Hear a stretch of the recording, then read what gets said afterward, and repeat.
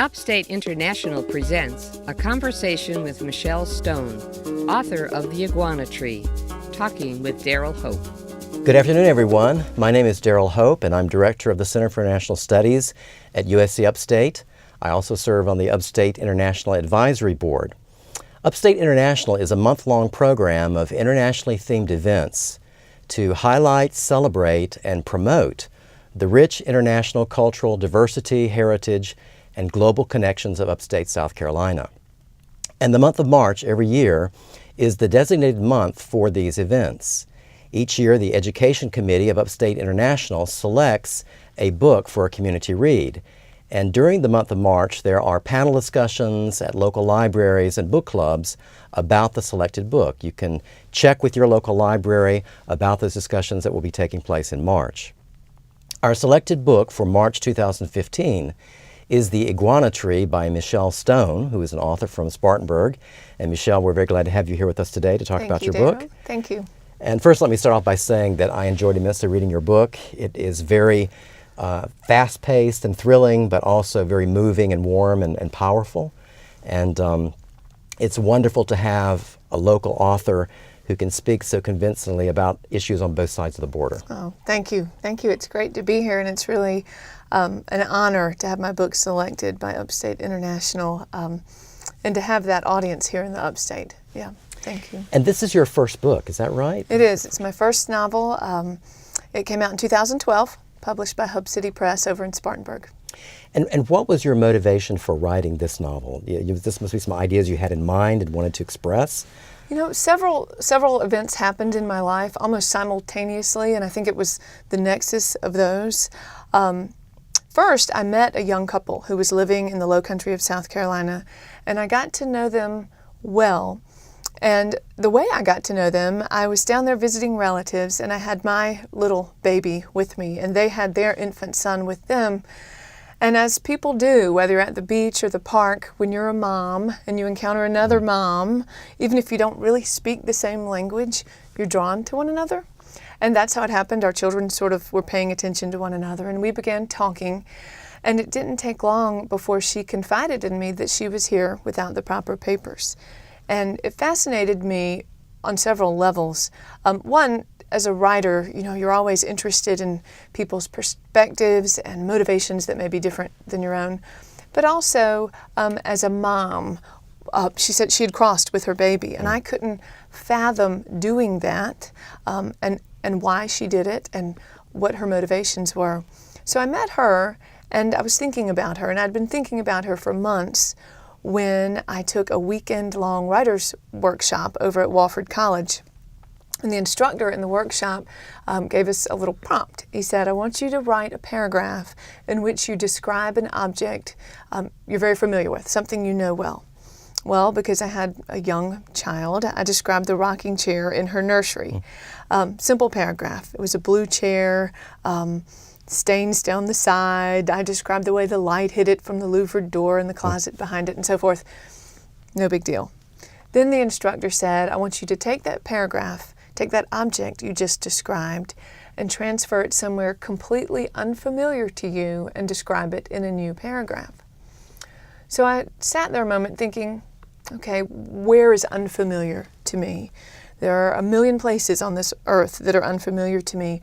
So then I began to think not just of a location that's unfamiliar, but the person who would be sitting in that chair. What experiences would that person have that are very different than my own? So I put a teen mother in a third world village in that chair, rocking her newborn baby. And I tried to imagine, what would she hear? What would she smell? Who else is in that house? What are her dreams? What are her fears? Where is that baby's father? And suddenly, this paragraph that I created became something much larger in my mind. And at the end of that workshop, I didn't want to abandon that mother and that child I'd created. And I'm certain that I chose to put them in this village because I'd recently met a young mother from circumstances that I imagined were very similar to that. I see. That's how the novel began. That's how it started. So what was the time frame then from this sort of conception, this idea of what you were going to write about, and then how that moves to, is there a whole planning stage where you're planning, well, this is going to happen, that's going to happen, and then this is where it's going to end, or how does that develop? I wish I were so organized. No, that's not how so I had this paragraph. I left the workshop and I created a short story. And I thought, that's it. I'm writing a short story. And I'd never published much other than in college papers, college journals. And I sent that short story to 2 contests, and it won both contests. And one of my prizes was a week-long fellowship at a writers' conference up in North Carolina. And so at that conference, my instructor said, I know you wrote this as a standalone short story, but it feels like the first chapter in a novel to me. And I would encourage you to keep going with it if you're so inclined. And I think writers are a strange mixture of insecurity and self-confidence. One moment you have to be very self-confident to sit in a room by yourself and bang out a story that you think someone would want to read, but we're also very insecure. And when she said that, I think it was the motivation I needed to keep going with something that I wanted to do. So from the time that the short story was written till the time the novel was complete was about 3 more years. Wow. So 3 years to develop that and to write. And so as you were going through this process of writing the novel, did it go neatly and cleanly from one chapter to chapter 2 to chapter 3, or was there lots of back and forth and throwing this away and tearing that up and saying, I'm not going to do this anymore, I'm going to do something else? Not a lot of neat and clean, no. I interviewed folks that I met during the process of my research who were here, who were undocumented, and that helped a lot. And I traveled down to Mexico a couple of times. When I thought I had it finished, and I did write it in chronological order of how I thought the book should proceed, so there wasn't a lot of bouncing around that way. But there was a lot that was written that ultimately was cut, I guess is what I mean when I say it wasn't neat and clean. So when I finished what I thought was the first shot at it, I sent it to an editor friend, actually C. Michael Curtis. He's the editor of The Atlantic, and he very generously agreed to read for me. And he read it, and he said, the book was originally written from 4 points of view. The way it is now, it's 2 points of view, Hector's and Lilia's, and I switched between the two. Initially, I switched among Hector, Lilia, Elizabeth, and Lucas, so 4 points of view. And Mike Curtis said, and I agreed with him after my initial shock, he said, the Americans are good folks, and of course we like them, but the chapters from their points of view are not as compelling. We want to know what Hector and Lilia, what happens with them. Right.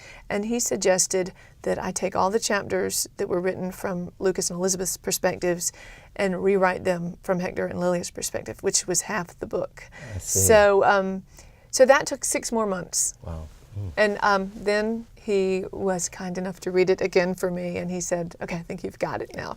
So there's somewhere in there a novel about Lucas and Elizabeth somewhere. Yeah, that's on a shelf waiting for me to get to. Yeah. Okay, great. Well, tell me about the title, The Iguana Tree. Where did that come from? How did you come to that? Yeah, that's a great question. That was not my working title. For years, the title was The Crossing. Oh. And Cormac McCarthy's one of my favorite writers, and I've read just about everything he's written except for a book called The Crossing that I didn't know existed. And I still haven't read it. Perhaps I should pick it up. But and I suppose I could have still titled it The Crossing, but when I saw that, McCarthy had just won the Pulitzer for The Road, and I thought, I need to come up with my own title, a new title. And The Iguana Tree stemmed from if you recall in the book, there was a shade tree in the courtyard in Mexico, and Lilia often sat underneath the shade tree. And in my mind, what she did there was sort of a mixture of meditating and praying and just thinking. She was young. She was probably the age of a typical American college freshman, only she was not formally educated. She'd not traveled outside of her village. And she had a lot going on. Her husband had just left. Her grandmother, passes away in the course of the book, and she has this newborn, and she doesn't know which way to turn. She's kind of torn between respecting her elders and her heritage and staying in her village, or leaving and going where her husband is to this strange new world of America. So that tree, an iguana often suns on the limb of the iguana tree, the tree. And that's where she goes literally when she needs to think things over. Figuratively, later in the book, when she goes through some really difficult experiences, she goes in her mind to that tree because that's where she feels most grounded and connected. And ironically, at the end of the book, I don't want to blow the plot here, I hope that the reader is left with an upbeat sense of hope because you feel like Lilia is literally going to be back to the place where she's always felt most connected. Right. It's what I find fascinating is this connection with Mexico and the town, the village where Lilia starts off, which is Puerto Isadore. Yes. Is that a real place? It is not. It is not. It is based on Puerto Angel, which is in Oaxaca, and I went there and spent some time, and it's a lovely, bucolic little fishing village, and when I was writing this story, in my mind, that's where it's set. I ultimately changed it to a place I created, so in case I got a detail wrong, I mean, it is fiction, but I didn't, just to cover myself, honestly, as a fiction writer, being my first novel, if I were to name it a real place and then I had the details wrong, that would knock the shine off the book, I think. So I created this fictitious place. I see. It's I saw on the map Puerto Angel, and I thought, well, maybe I wonder if that's in any way connected to Puerto Isadore, or maybe there's a little town nearby that's Puerto Isadore. Yes. Right. And even in looking and reading a little bit about Oaxaca and that area, I noticed that they even have, that they say that some of the most unique varieties or species of iguana are there. Interesting. And I wonder if that was how there was any connection there with not the tree. particularly. I know that iguanas are there, and I'm always fascinated with iguanas. So no, but I did not realize that. That's interesting. It's interesting. Yeah, it's a fascinating story. I think this whole connection of crossing the border and the issues that come up. One thing I found very fascinating in your book, which is from a linguistic standpoint, is that we have characters that are bilingual and characters that are monolingual, and yet their interaction, you do their interaction in such a deft way that it's like, it's as if when I'm in the group where I'm not understanding what other people are saying, I sense that I cannot understand what other people are saying. Yeah. And when I'm in the group where I'm speaking another language, I'm actually feel like I'm speaking that language because I'm fluid speaking with the person I'm talking with. Did you have to work hard with that, or did that come naturally? Well, I did. That was intentional, and I did work on that, and so I appreciate your noticing. Yeah, as I said, I interviewed quite a few people in the writing of this book, and I really developed an ear for the flow of their language. As native Spanish speakers speaking English, it has a certain cadence to it that I noticed in everyone, whether I interviewed people from El Salvador, from Mexico, and there's a certain rhythm to it that I wanted to capture. And I noticed that when people speak to each other in their native tongue, it's different. But when someone is speaking a language that is not their natural language, it has a different sort of rhythm to it. And I wanted to capture that in my prose.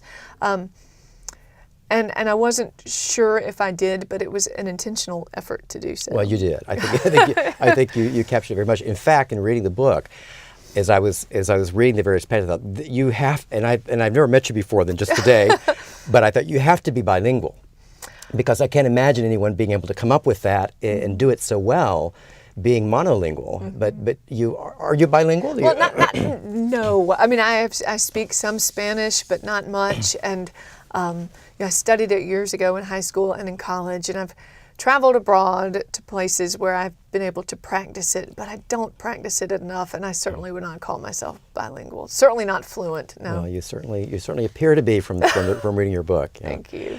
One of the things that we do with Upstate International when we choose a book for the community book read is that we look for if there's a book that actually sort of fits the educational theme that we have, which is transformed by connections.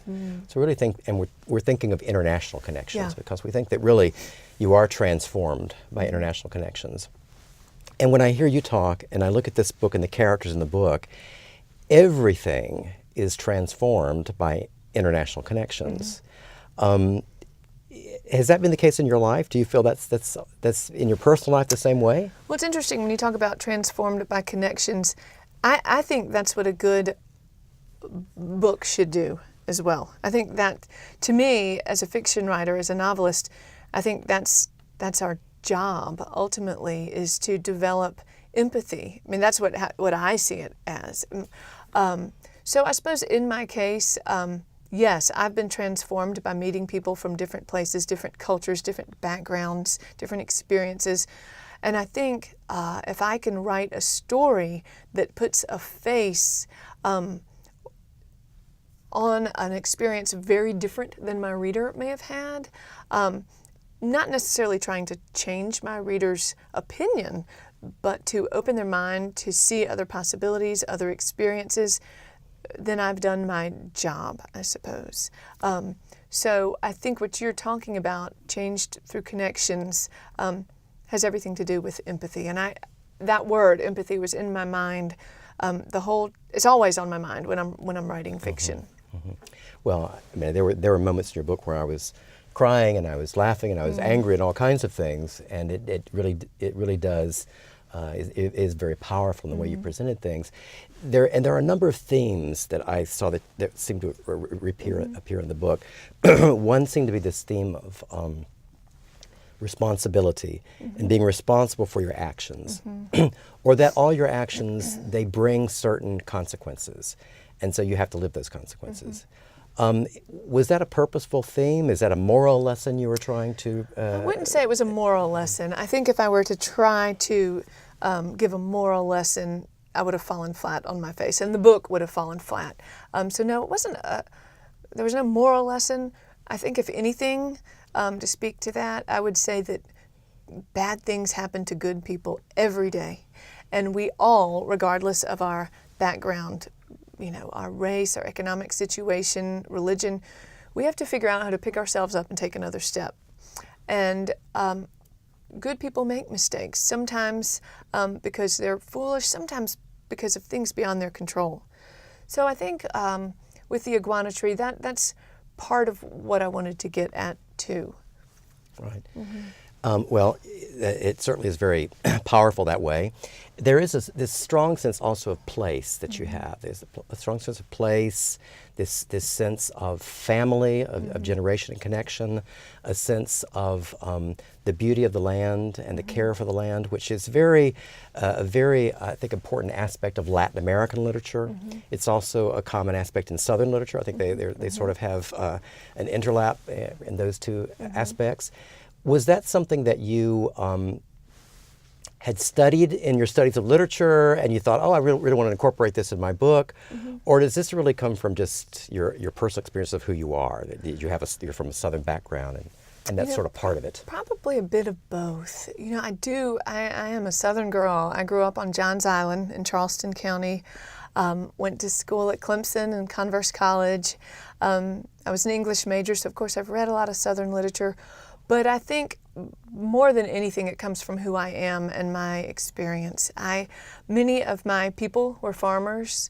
I am a 10th generation South Carolina Lowcountry gal, and where my parents live now is on land that my great-great-grandfather farmed. A lot of these folks didn't have 2 nickels to rub together, but they had land, and they were rich in land if the cotton was good, if the tomato, if the season went well. And so I've always seen that. I mean, I have seen a grown man cry because the hailstorm came and wiped out a whole tomato field.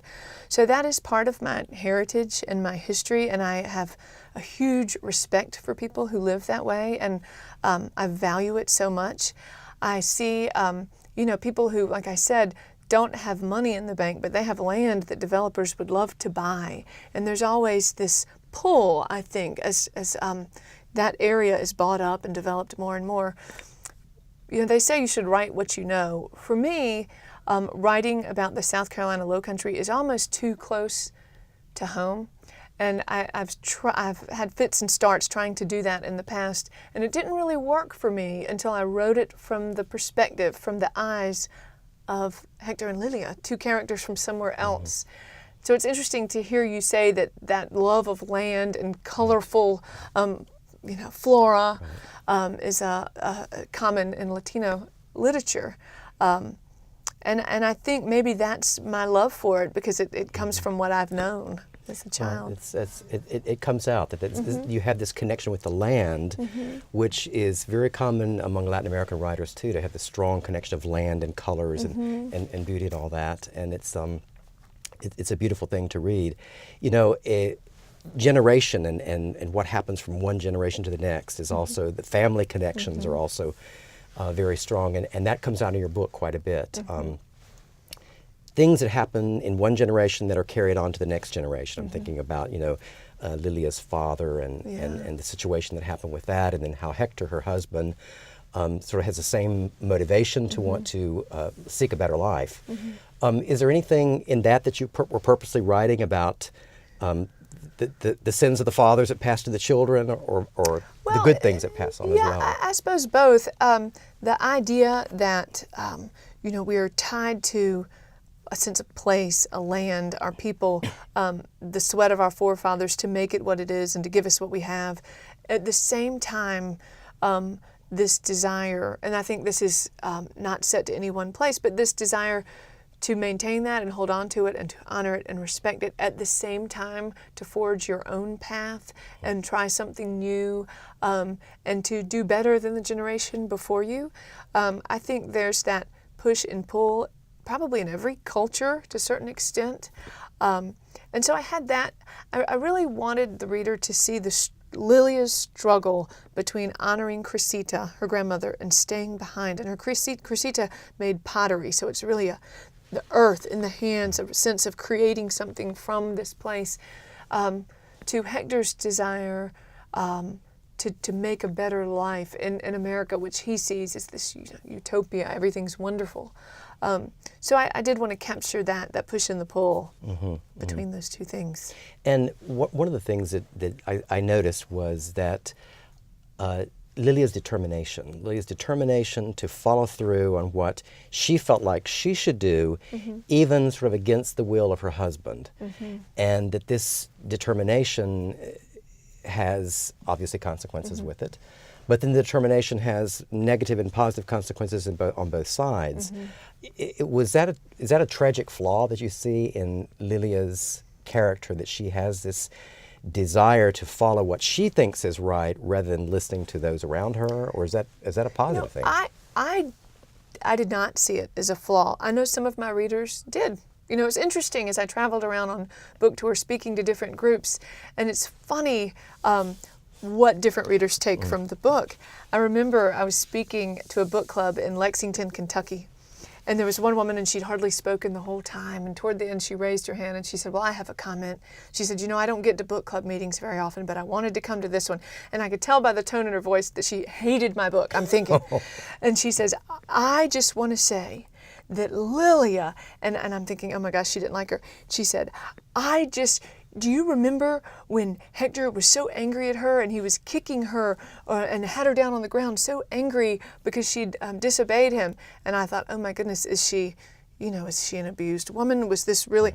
And I said, yes. And she said, I wish he would have kicked her one more time. And I thought, oh golly, I didn't see that coming. So I didn't see it as a fatal flaw. I see Lilia as a naive, young woman doing the best she can, and there is no roadmap for her. She's trying to figure it out. I don't think there was any malintent ever. I loved Lily. Of course, she's like my child, but I don't see it as a fatal flaw. And in the end, I think her strength comes through, and in the end, she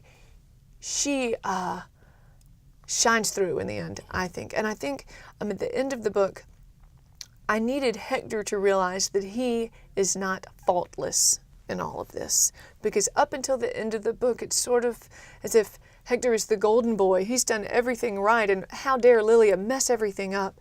But in the end, he becomes so consumed with his multitude of emotions, but anger at her, grief about their daughter, this frustration that this dream he's had hasn't worked out perfectly.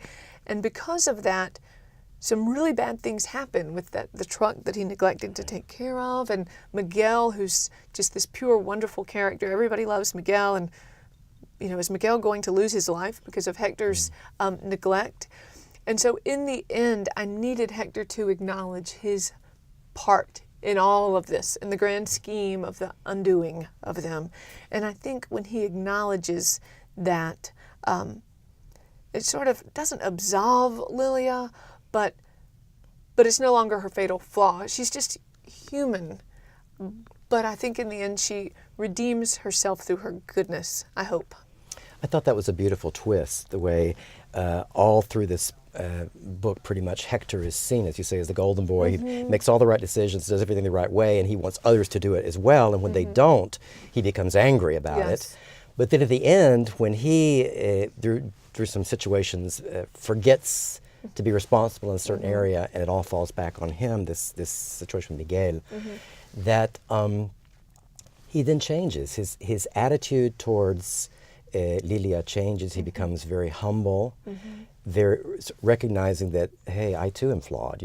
I too make mistakes, and I've been so harsh with you. I think it makes everyone think about the relationship that you have, whether it's a marital relationship or whatever that you think about. These are ways we are sometimes. Yeah, we're not all perfect. We sometimes think we are. We sometimes become very self-righteous, and then we realize, no, I make as many mistakes or more than does my spouse or whatever, and so I need to be humble, and I need to recognize those things and be more giving. Yes, and I needed him to do that at the end. I needed him to eat crow, so to speak. Otherwise, it wouldn't.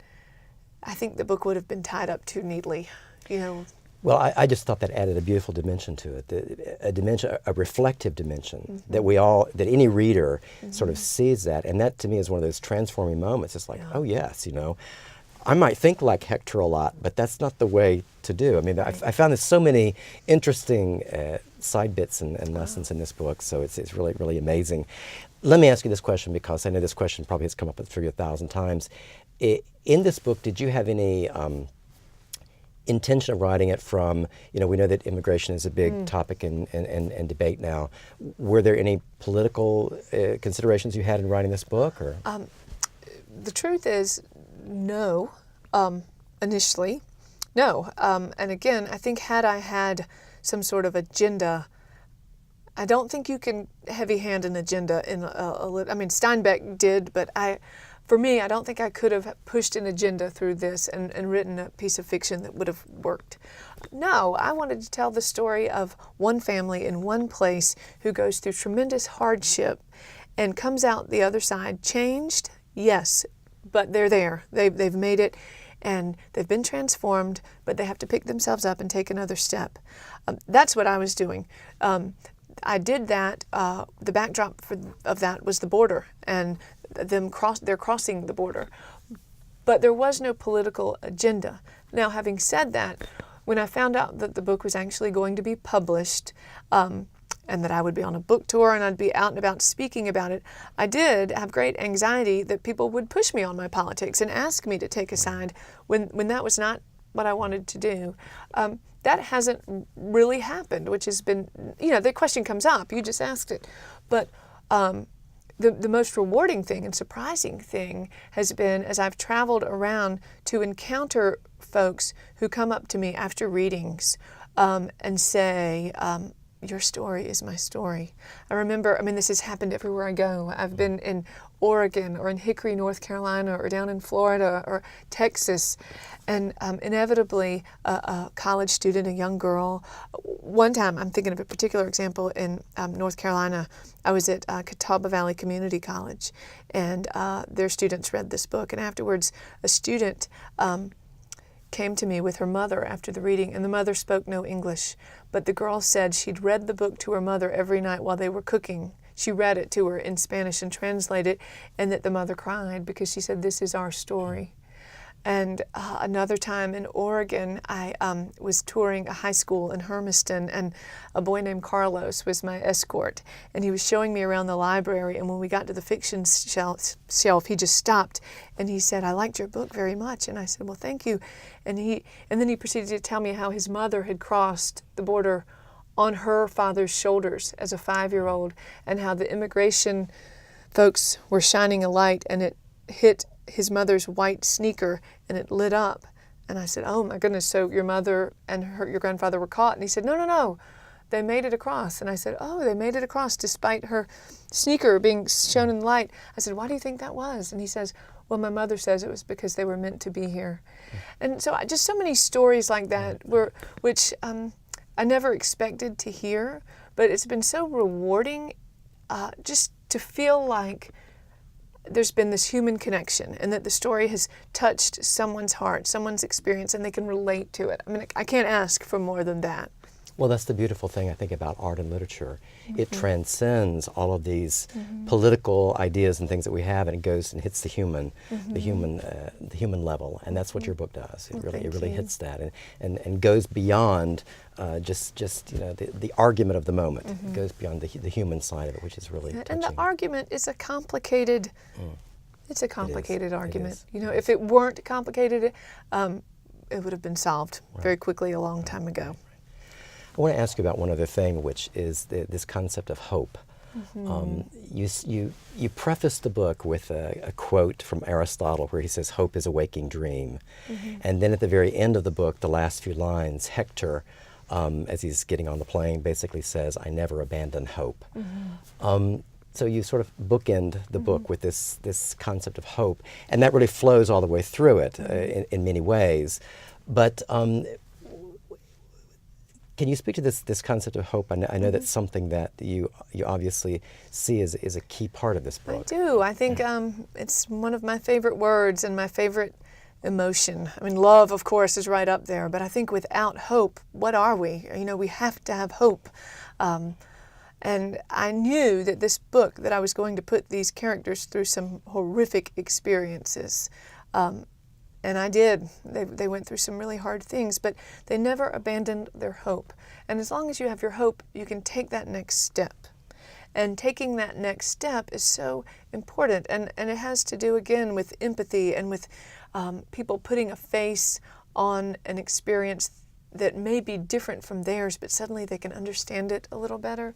So hope was a word that all the way through the writing of this book, I wanted to, even in the horrible times, I wanted my characters to have that inkling of hope somewhere in their being.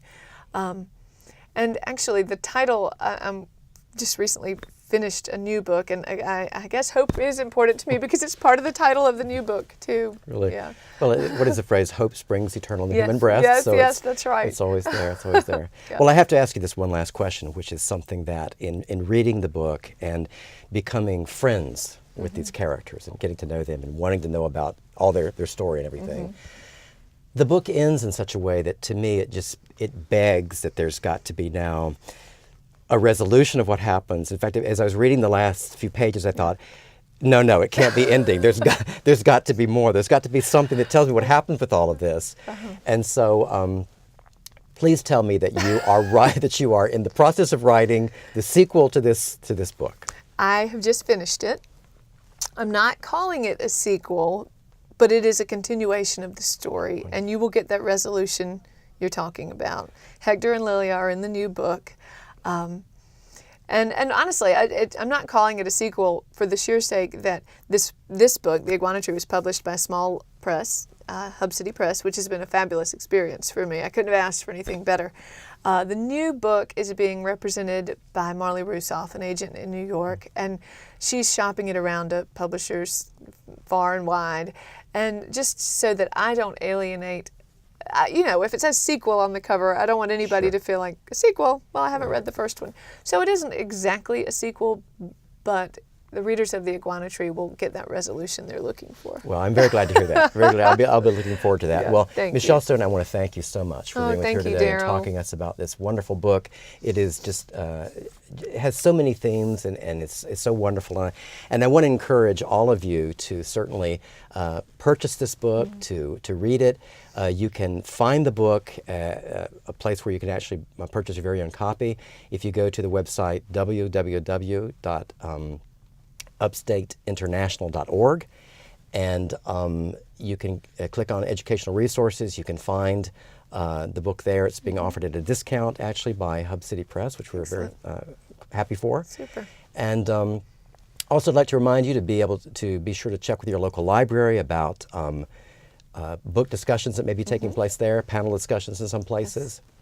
We would love to be able to see you sometime in the month of March, probably live with our author here.